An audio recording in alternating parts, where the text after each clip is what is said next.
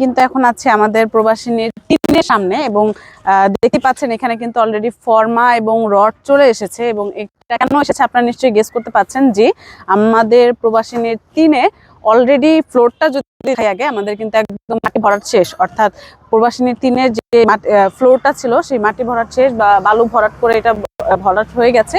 এরপরে যেটা আছে সেটা হচ্ছে আমাদের কলামের জন্য রড বাঁধাই চলছে।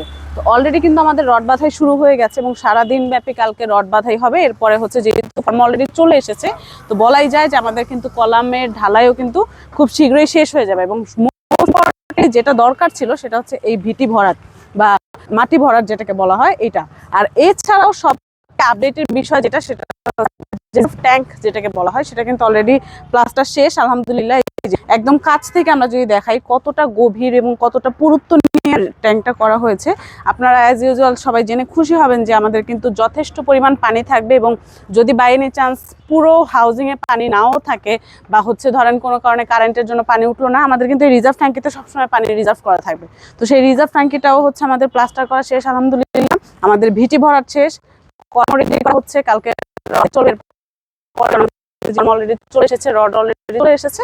তো আলহামদুলিল্লাহ এই ছিল আমাদের 3 আপডেট।